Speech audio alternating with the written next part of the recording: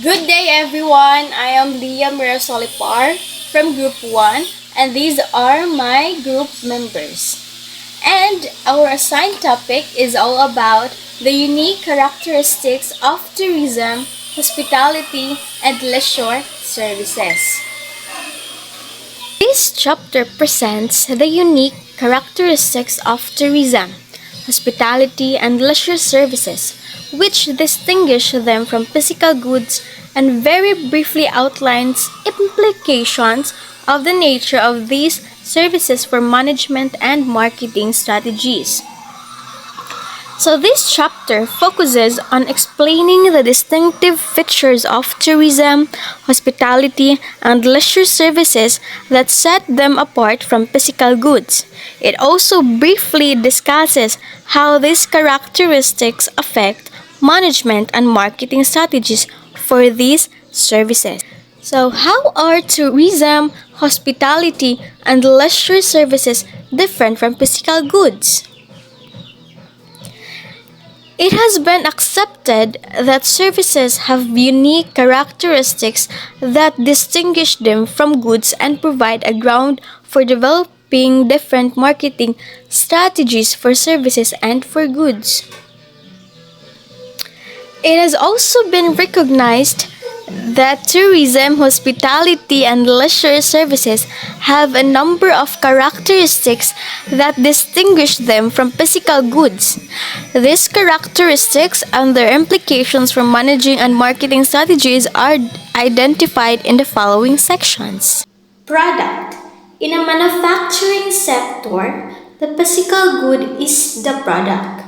In a tourism service sector, the tourism service itself is the product.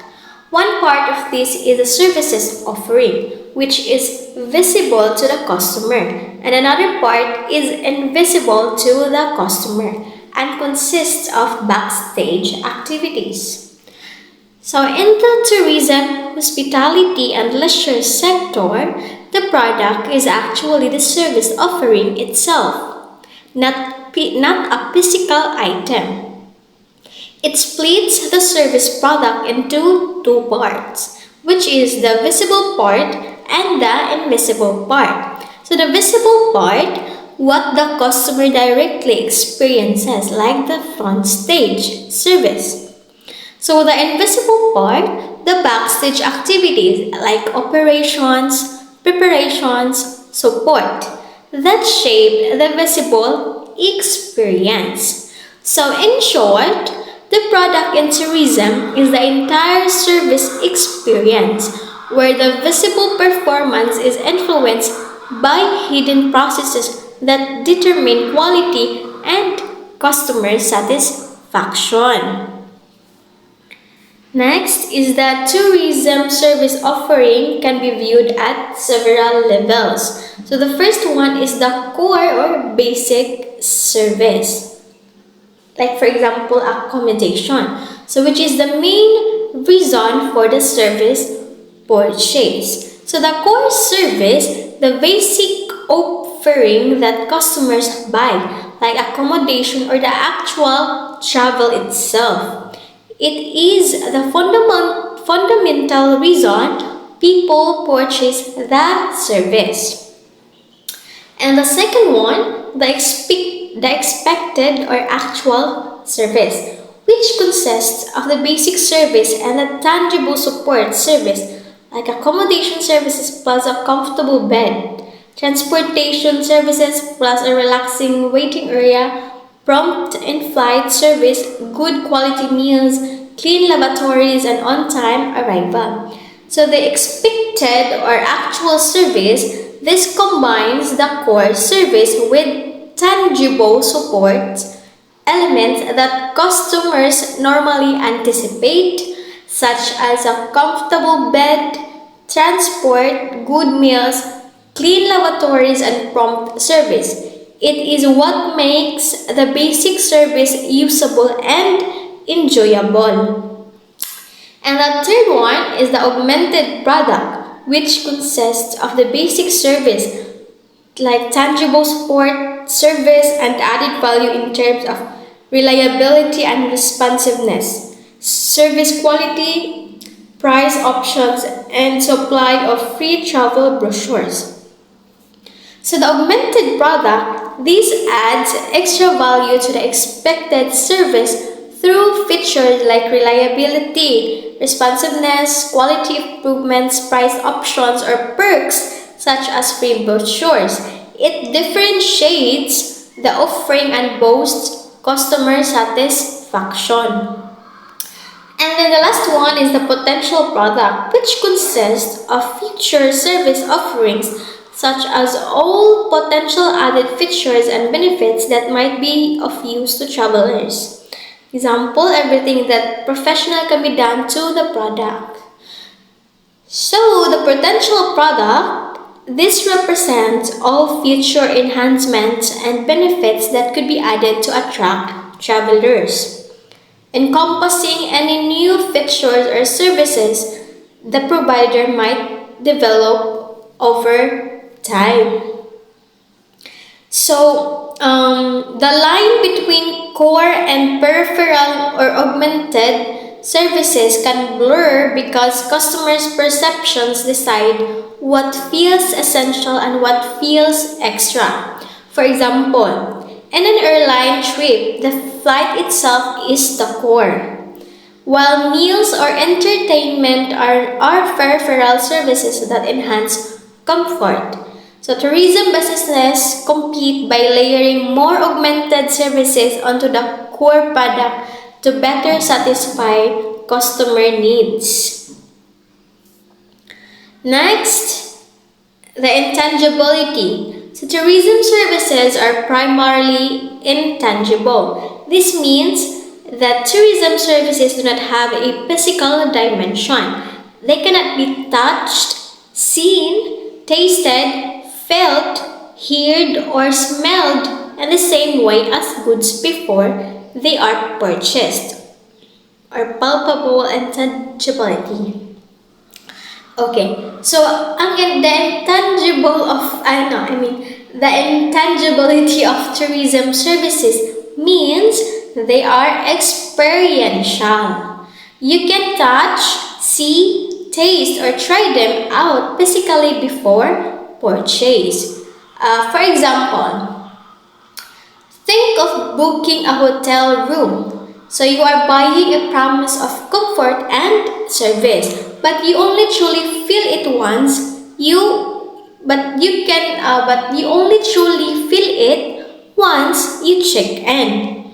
So that's why tourism businesses rely on visuals, branding, and social proof like reviews or mga influencers. So to make the intangible feel real. They build trust so customers feel confident about paying for an experience they can sample upfront. So in short, that intangibility makes tourism marketing all about shaping perceptions and emotions. Next, inseparability of production and consumption. Production and consumption of tourism services are inseparable. Tourism services cannot be produced in one place, transported for sale in another, and sold and consumed again in another. Tourism services are sold first and then produced and consumed simultaneously at the same place and time. Okay, so the inseparability of production and consumption in tourism means the service is created at the same time you experience it. Think of it like, example like this. So, when you buy an airline ticket, the flight service only exists while you are actually on the plane. The pilot, cabin crew, and even the comfort you feel are all produced as you consume them. You can take the service home or store it. It happens in the moment with you right there. So another everyday example. So dining at a restaurant. So the chef cooks your meal, so that's the production. While you are sitting at the table eating it, so that's the consumption. So the experience can't be separated from the place or the people making it happen. Because production and consumption are glued together. Tourism businesses must focus on the real-time interaction between staff and guests. So quality depends on how well the service provider performs while the customer is present. Making staff training, customer experience design, and on-site management is the super important. Then, heterogeneity. So tourism services are heterogeneous. They vary in standard and quality over time because they are delivered by people to people and are a function of human performance. Each service experience is different because it varies from producer to producer and from customer to customer. So heterogeneity in tourism services means that each experience is unique and can vary greatly. Since these services are delivered by people to people, they are prone to differences in quality and standard. So think of it like eating at a local restaurant in Manila. The service can be fantastic one day and not quite up to par the next, depending on who's serving you. So it is about the human touch, right? So every interaction is a product of human performance. So factors like mood, attitude, and skill level of the service provider can affect the experience. Plus, customers themselves bring their own expectations and behaviors into the mix, making each encounter distinct. Next is the consistency. Since employee performance fluctuates from day to day, it is difficult to achieve standardized tourism services. Consistency of service performance and uniformity in service quality depend on the consumers and providers. Demographic, socioeconomic, and psychological makeup, and in particular, the provider's skills and willingness to do a good job. So, consistent in tourism services is like trying to hit a moving target. So, it's tough. No? So, consistency is about delivering the same level of quality every time. But it is tricky because of the employee performance varies. So kaning mga staff mood and skills can fluctuate daily, and customer differences. Guests have unique needs and ways of communicating. And then kaning external factors play a role. Like think weather, tech changes, or even politics that can impact services. So the consistency is key of tourism businesses to succeed, especially for repeat customers who expect the same great experience every visit. Airlines, hotels, and chains invest heavily in training staff to get it right, focusing on empathy and interpersonal skills because people are the heart of tourism. Next is the perishability. Tourism services are perishable. They cannot be kept in stock or stored. So perishability in tourism means the service disappears if you don't use it right away. Example, think of it like a flight seat or a hotel room for tonight. If it stays empty, the chance to make money is gone forever. Just like the text says, you can store an unused airline seat for tomorrow's overbooked flight or keep an empty hotel room for the next night. The revenue vanishes with the unsold slot. Because tourism services can be saved or returned. So businesses try to fill every seat or room to avoid loss. They even charge cancellation penalties so they don't lose money on unused capacity.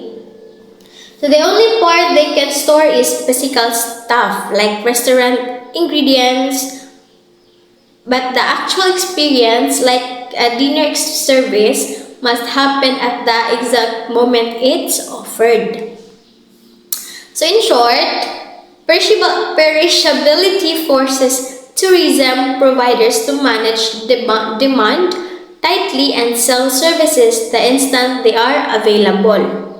Because once the moment passes, the opportunity is lost. That's perishability. Next is the ownership. The purchase and consumption of tourism services does not result in a transfer of ownership of these services. So, ownership in tourism services is quite interesting, no? Basically, when you buy a tourism service like a flight ticket or a hotel room, you are not actually owning the airline or the hotel. You are just buying the right to use their service for a specific period. So, like example like renting, you don't own the hotel room. You just have the right to stay there for a night or two. Same with an airline seat. So you are paying for the experience of being transported from point A to point B, but you don't get to take the plane home with you. So what you do get to own are the experiences and memories creating during your trip. So like the feeling of arriving at a new destination, the in-flight entertainment, or even just the smile from the flight attendant. Those are the intangibles that stay with you long after your trip is over. Next is benefits purchased. So the purchase of tourism services results in the purchase of a bundle of benefits through the experience that is created for the consumer. So, Batisong 1995. So, meaning, when you buy in tourism service, kanang example like a hotel stay or a tour, you are actually buying a whole package of experiences and perks that are created just for you. So, unlike buying a physical product where the benefits are built into the item itself. So tourism benefits are felt while you are using the service, like the enjoyment, memories, or convenience you get during the experience. So, in simple terms, when you pay for a vacation or a service, you are purchasing an experience that gives you various advantages or benefits that come from the service itself and from how you personally enjoy it. So these benefits can come from many sources such as the quality of service, the environment, or the memories you create. And then, so these benefits are generated by a variety of sources at once. So the benefits of a service are created through multiple factors happening together. So the first one is the visible aspects. Example, ng front office. This is what you directly see and interact with, like the friendly staff at a hotel reception or the ambience of a restaurant.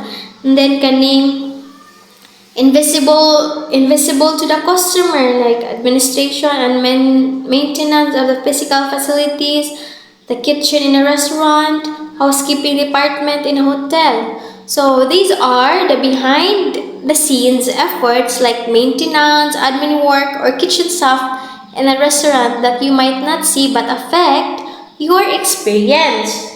And then the inanimate physical environment in which the service encounter take place. Ano siya ang physical environment? So, mo ni ang the actual place where the service happens. Think that decor of a cafe or cleanliness of a hotel room. And then the fourth one is the interaction process and the contact personnel who actually provide the service. So kaning interaction with staff, how the people providing the service treat you plays a big role in your experience, no? And then 5, interaction with other customers who affect the customer who purchases the service. Kaning, no? Sometimes other people around you can shape your experience, like having quiet fellow diners in a restaurant or chatty seatmates on a flight. So, so these elements combine to create an overall experience. For instance, a nice dinner outing can be enhanced if everyone around is pleasant, much like how sitting next to interesting travel buddies on a plane can make the flight more enjoyable. The impact of these experiences can stick with you, influencing how you feel about the service long term. And then, more difficult to control quality. It is more difficult to control the quality of tourism services than physical goods. The inability to store tourism services and their intangibility makes it difficult to select them for testing and evaluation. So controlling quality in tourism services is tougher than in physical goods because services are intangible and experience based. So you can stash a hotel stay or a restaurant meal in a warehouse and test it before a customer buys it. So you never really know if the service will meet the guest expectation until it's already being consumed. Also, services rely heavily on human performance, which varies from person to person and situation to situation, making it hard to set and enforce strict quality standards. So if something goes wrong, like a waiter dropping a plate, so the damage is immediate and you have to fix it on the spot with a recovery plan, because you can't recall or replace the experience like you would a defective product. So, in contrast, manufactured goods are tangible, can be stored, inspected, and adjusted before they reach the consumer, so quality flows can be caught and corrected beforehand. Next, the evaluation process. The evaluation process of tourism services happens in 3 case stages: the pre-consumption, consumption, and the post-consumption. So the pre-consumption stage, this is when you are deciding where to go or what service to choose. It's kinda tough because you don't have much to go on. You rely heavily on brands and limited alternatives since many travel services aren't as tangible as physical products. You can't really touch or see the experience beforehand, making it harder to assess what you are getting into. And then the consumption stage, this is the actual experience you are living. Here's where you start comparing what you are experiencing against what you expected. So the thing with tourism services is they are often a continuous process, blurring the lines between buying, using, and evaluating the service. It's not like buying a bottle of water where you can easily separate the purchase from the consumption. And then the last one is the post-consumption stage. So after the trip or experience, you look back and compare how it went versus what you expected. So this is shaped by your cognitive scripts, your mental checklist of how things should go based on past experiences or what you've been told. The challenge here is if you weren't familiar with the service, forming these expectations can be tricky, and ads don't always help reinforce the right memories. Criteria for evaluation. So, when tourism services are purchased, it is difficult for tourists to judge the quality of the services as they often involve very few tangible elements. The only reliable evaluation criteria are the price and the physical environment in which the service is offered. So the criteria for evaluation in tourism services are quite unique compared to physical goods. Since tourism services are often intangible, it is tough for tourists to judge their quality. The main things they rely on are the price and the physical environment where the service is offered. So there are three key properties that affect how we evaluate services. First one is the search properties.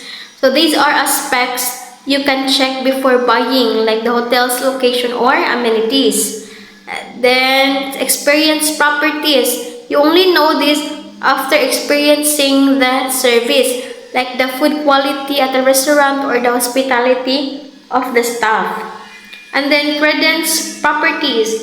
These are hard to evaluate even after you've used the service, like the medical benefits of a wellness retreat.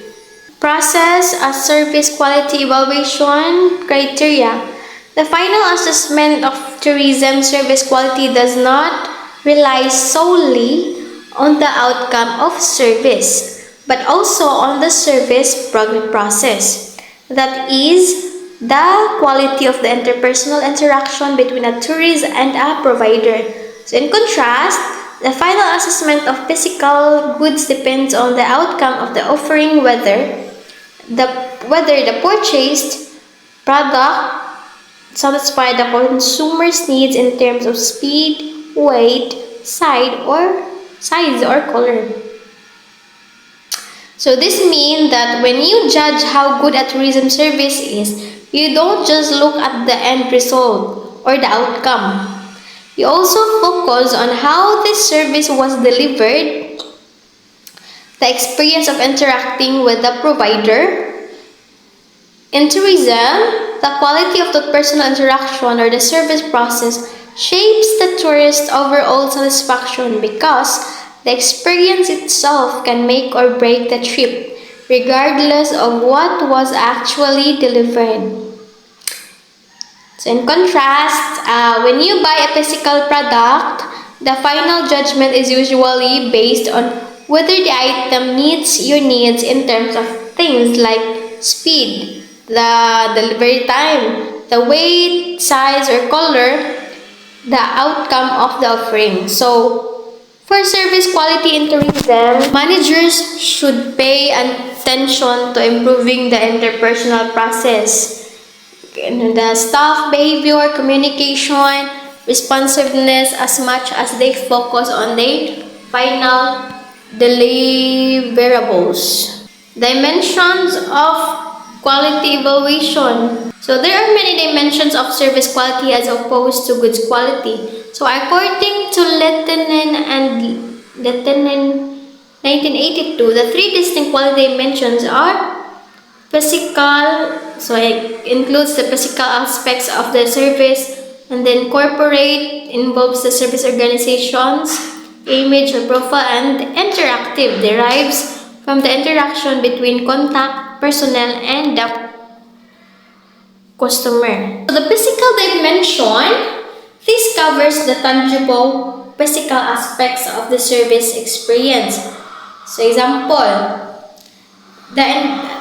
think of the environment, facilities, equipment, and even the appearance of staff or the service setting. It's the what you see part of the service that influences how customers perceive quality.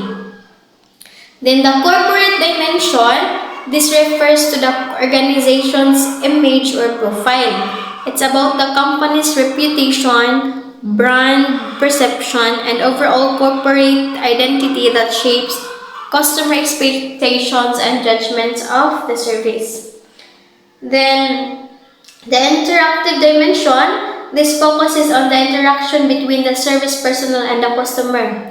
It includes the behavior, attitude, and communication skills of the staff during the service encounter, which directly affects the perceived quality of the experience. So these dimensions help businesses understand that service quality isn't just about the product itself, as like with goods, but also about the environment, the company's image, and especially the human interaction involved in delivering the service. And mao na siya tanan akong topic, guys. Thank you so much, and I hope nga narang may nakatunan sa ako ang topic. Thank you!